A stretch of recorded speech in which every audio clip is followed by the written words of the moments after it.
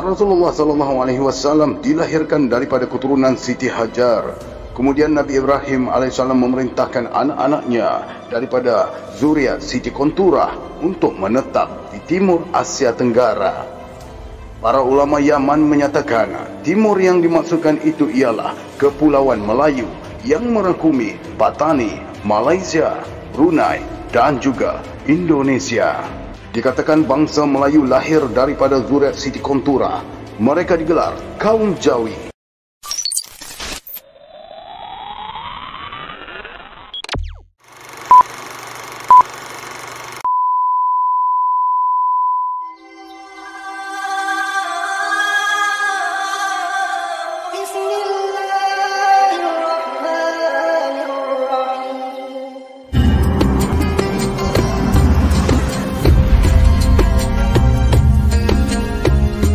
Bismillahirrahmanirrahim.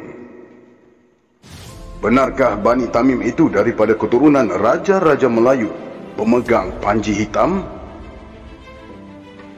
Beberapa pengkaji menyatakan Bani Tamim akan lahir daripada kalangan Raja-Raja Melayu. Benarkah hal ini? Asal-usul Melayu. Nabi Ibrahim AS mempunyai 4 isteri seperti mana yang tercatat dalam kitab tafsir Ibnu Katsir, iaitu Siti Sarah, Siti Hajar, Siti Hajun dan Siti Konturah yang berkulit sawo matang, cantik rupa parasnya dan berbudi pekerti.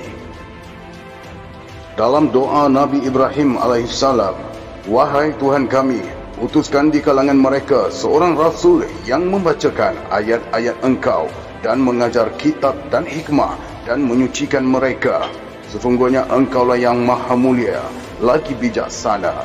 Wahai Tuhan kami, kurniakanlah daripada isteri-isteri kami dan zuriat keturunan kami penyejuk mata, dan jadikanlah kami pemimpin daripada orang-orang yang bertakwa." Doa itu diperkenan oleh Allah Subhanahu wa taala. Dan Rasulullah SAW dilahirkan daripada keturunan Siti Hajar. Kemudian Nabi Ibrahim AS memerintahkan anak-anaknya daripada zuriat Siti Konturah untuk menetap di timur Asia Tenggara. Para ulama Yaman menyatakan timur yang dimaksudkan itu ialah Kepulauan Melayu yang merangkumi Patani, Malaysia, Brunei dan juga Indonesia. Bani Jawi. Dikatakan bangsa Melayu lahir daripada zuriat Siti Konturah. Mereka digelar kaum Jawi yang bermaksud manusia dari jauh. Gelaran itu diberikan kerana mereka yang paling jauh daripada tempat asal nenek moyang, iaitu Nabi Ibrahim AS di Baitul Maqdis. Apa kaitannya dengan bangsa Melayu dengan Bani Tamim? Rasulullah SAW pernah berdoa supaya kota Syam dan Yaman menjadi subur dan dikurniakan barakah. Di dalam kitab-kitab lama ada diceritakan kebanyakan Ahlul Bait Rasulullah SAW berada di Syam dan Yaman selepas mendengar seruan baginda SAW. Kota Syam itu merangkumi negara Palestin, Jordan, Syria, Iran, Iraq dan Mesir. Yaman pula berada di wilayah selatan Jazirah Arab. Para pendakwah Sufi Yaman yang bersambung nasabnya dengan baginda SAW, iaitu Ahlul Bait, telah menyebarkan dakwahnya ke seluruh wilayah timur Asia Tenggara.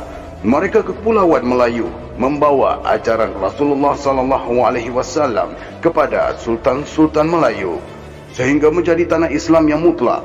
Rakyat tanah Melayu sangat memandang tinggi kedudukan Sultan. Apa sahaja yang Sultan lakukan akan dicontohi oleh rakyatnya.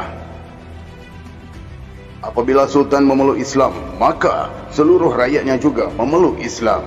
Kesannya, walaupun 500 tahun dijajah Kristian, orang Melayu tetap kekal beragama Islam.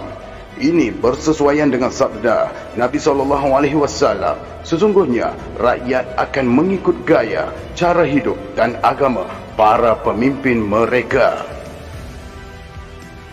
Dari pendakwah Ahlul Bait ini lahirlah zuriat-zuriat Sultan yang nasabnya bersambung dengan Ahlul Bait.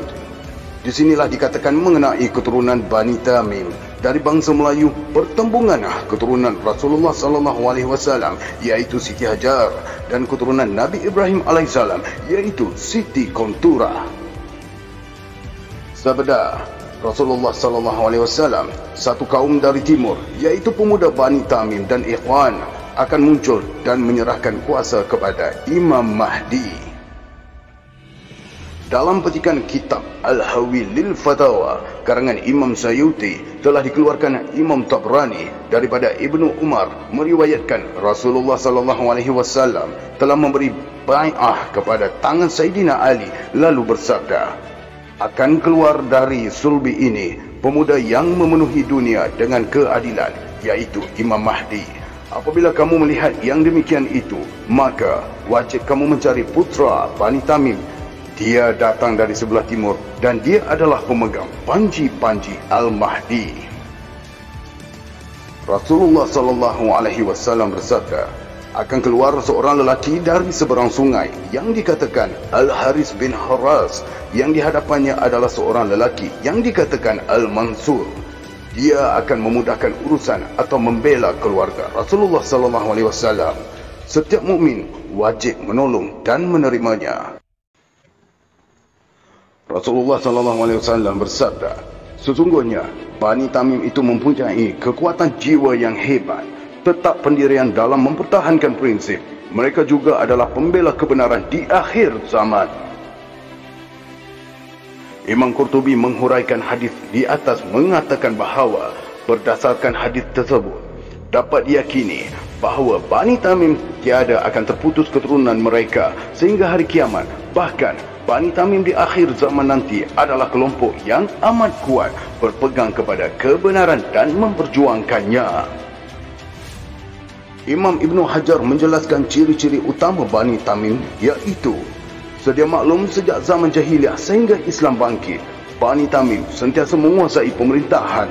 Mereka juga adalah golongan atasan dalam masyarakat di mana mereka dihormati dan dimuliakan. Bani Tamim adalah sebahagian dari nasab Rasulullah sallallahu alaihi wasallam. Ia adalah pengiktirafan terhadap suku pilihan yang diangkat sebagai raja dalam masyarakat. Mereka sangat dihormati. Oleh itu, baginda sendiri melarang kita dari menghina atau berkata tidak baik terhadap kelompok Bani Tamim. Sabda baginda, jangan kamu mengatakan sesuatu terhadap Bani Tamim melainkan yang baik-baik sahaja. Imam At-Tabrani menyatakan, Bani Tamim terkenal sebagai berpendirian tetap, berjiwa besar, jelas cita-cita, amat memusuhi Dajjal di akhir zaman dan tahan menghadapi apa sahaja halangan. Bani Tamim tidak akan tergugat dengan halangan, ancaman dan penentangan daripada pihak yang mahu memudaratkan perjuangan mereka. Bani Tamim mempunyai kekuatan luar biasa. Walaupun mereka berkedudukan tinggi di kalangan masyarakat, Bani Tamim adalah manusia yang wara dan tawaduk. Mereka tetap berada dalam kebenaran dan istiqomah mendekatkan diri kepada Allah Subhanahu wa taala walaupun apa sahaja yang menimpa mereka. Rasulullah sallallahu alaihi wasallam bersabda, Allah mengutamakan akhirat berbanding dunia. Untuk kami Ahlul Bait, kaum kerabatku, akan menimpa bencana dan penyingkiran sepeninggalanku nanti, sehingga datang satu kaum daripada sebelah timur yang membawa panji-panji hitam bersama mereka. Mereka meminta kebaikan tetapi tidak diberikan. Mereka berjuang dan dapat kemenangan. Lalu mereka diberikan apa yang diminta tetapi tidak menerimanya, sehingga mereka menyerahkannya kepada seorang lelaki daripada kaum kerabatku yang memenuhi bumi dengan keadilan sebagaimana bumi dipenuhi kedurjanaan. Siapa di antara kamu yang menemuinya, datangilah mereka walaupun merangkak di atas salji. Sesungguhnya dia adalah Al-Mahdi. Allahu a'lam.